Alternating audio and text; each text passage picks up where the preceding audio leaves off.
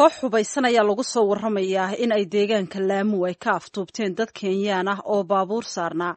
Warbaahinta dalka Kenya ayaa soo tabinaysa in dadka baabuurkaasi lagu aftuubtay ay ku jireen saraakiil sarsare oo dowladda waddanka Kenya ka tirsan. Warkan waxaa Gaarisa nooga soo diray wariyaha VOA-da Maxamed Faarax Shire.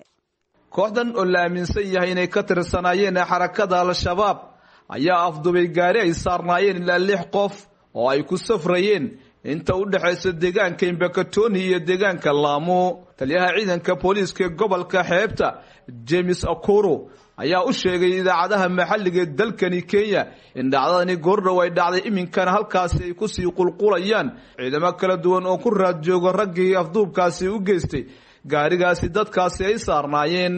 lama hubo tirada dhabta gaarigaasi saarneed iyo weliba dadka gaarigaasi saarnaa waxay ahaayeen, balse waxa laga tuhun qabaa in dadkaasi ay ahaayeen dad Kenyaan oo halkaasi ku safrayay. warar aan la hubin oo lagu shaaciyay warbaahinta dalkani Kenya ayaa sidoo kale waxay xusayaan in gaarigaasi ay saarnaayeen saraakiil sarsaro ka tirsan dowladda dalkani Kenya oo doonayay inay soo booqdaan deegaanka Witu oo barakac uu ka jiro.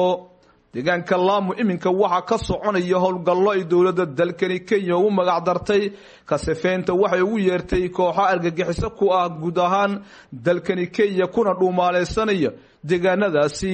afduubkan gaarigaasi loo geystay ayaa waxa uu dhacayaa iyadoo madaxa gobolka xeebta Nelson Marwa uu halkaasi u duulay. gobolada xeebta iyo gobolkani waqooyiga bari oo sinta isku saaran ayaa ciidamada amniga waxay la daala dhacayaan ka hortaga waxay ugu yeereen canaasiir goboladani ku soo duushay. marba marka ka sii dambeysana dowladdu waxay sheeganaysaa in wax badan ay ka qabanayso duulaamo adag ay soo qaadeen kooxahaasi.